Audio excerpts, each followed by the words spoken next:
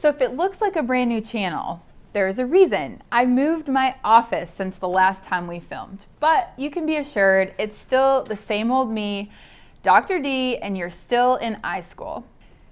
If you suffer with dry eyes, you may have found yourself searching online for different solutions. You may have even feel like you've tried it all.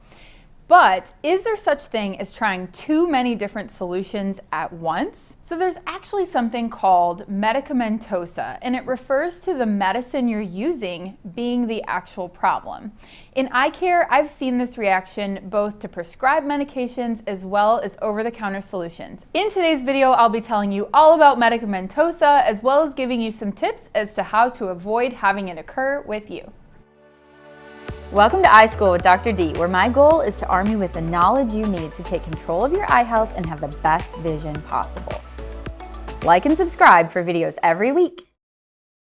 If you're new here, before we get started, this channel is all about eye education, and I love to see you guys interacting with each other in the comments and asking me questions as well.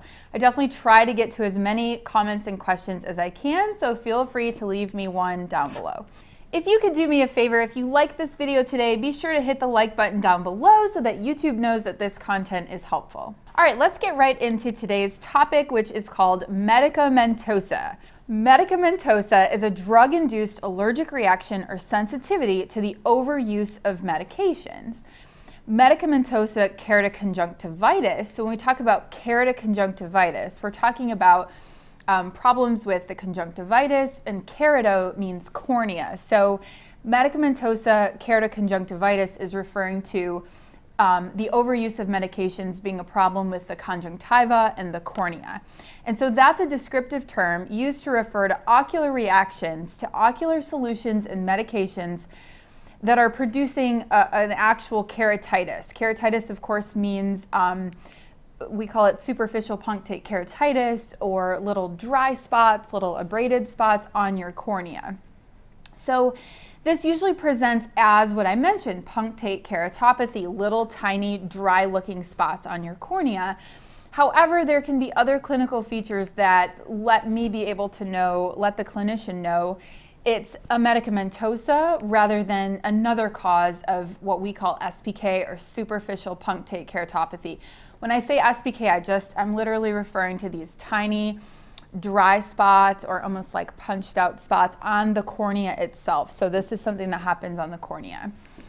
Usually when you're seeing someone with medicamentosa, there's a history of the use of topical ocular medications that are interfering with the epithelial cell membrane physiology. So we've talked a little bit about the cornea before and how that top layer of the cornea is the epithelium, right? And so if you're using a medication and you're using it copiously all day long, you're using lots of drops, it can actually interfere with that very top layer of your cornea, which is called the epithelium. And once compromise of that corneal epithelium occurs, you see these issues with SPK, little dry spots all over the cornea. However, if the ocular surface is disturbed by other factors like tear film issues, so I'm talking about if you already have dry eye or you really have bad ocular allergies, then it does take less medication to cause a medicamentosa than if you had a healthy tear film, healthy cornea, no dry eye whatsoever, no other ocular conditions whatsoever.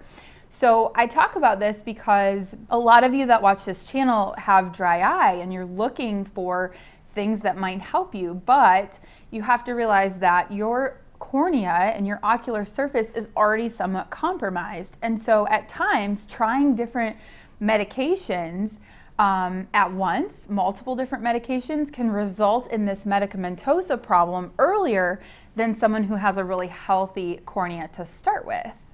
So let's talk about some common causes of SPK related to medicamentosa and some potential products that could cause it. So one of the first are contact lens solutions and care products. You can actually get a superficial punctate keratitis from a multi-purpose disinfecting solution. We've talked on this channel before about using solutions like clear care or hydrogen peroxide solutions. That certainly can cause a diffuse SPK or dry spots all over your cornea as well. I always look to preservatives. I talk a lot about preservatives on this channel, especially benzalkonium chloride, BAK, is a big one because it's so common in so many over-the-counter eye drops. And this is one definitely, as a patient with dry eye, that you can mistakenly, buy too many products with BAK, or maybe you're just only using one product, but you're dosing it so frequently because your eyes are dry. And it could be exacerbating the problem rather than actually helping you.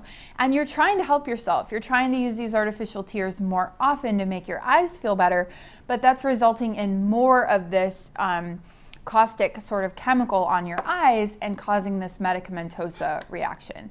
Now you can also just have SPK and dry eye syndrome, as we've talked about. Another thing you can get SPK from are aminoglycosides, so tobramycin, neomycin, gentamicin.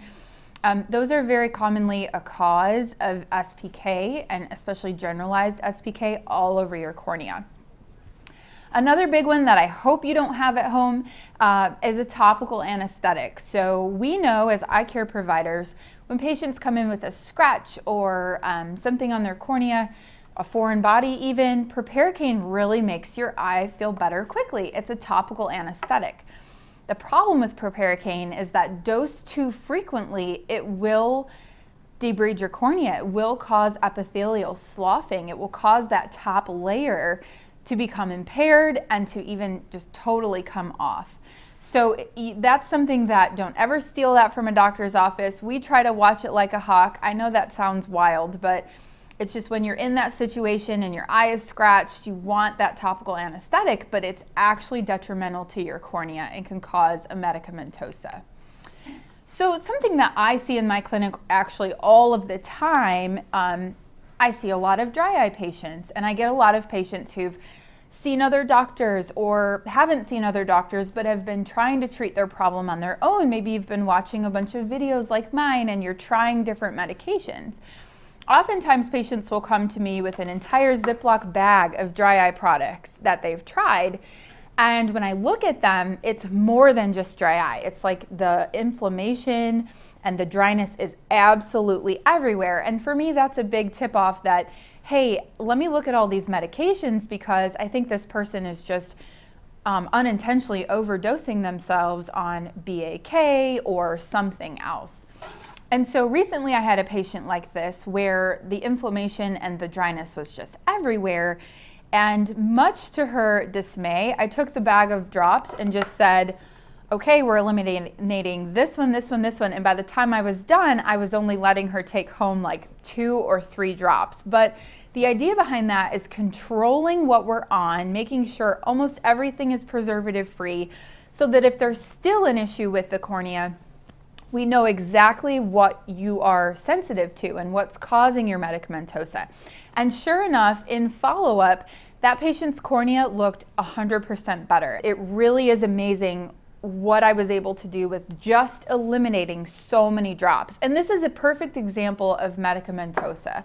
So while I make these videos as education, and while I encourage you guys to talk to each other in the comments, I just think I needed to make this video so that you're kind of aware that sometimes you can get into trying too many different things at once. And that's why it's so important that you have a dry eye specialist looking at your care, looking at your eyes, and making sure that you're really using what you need to make your dry eye syndrome better. Okay, so that's all I have to say about medicamentosa. Please share with me your stories about it. Have you ever had this happen? Do you think you have a sensitivity to preservatives or certain eye drops? Definitely share that with me below.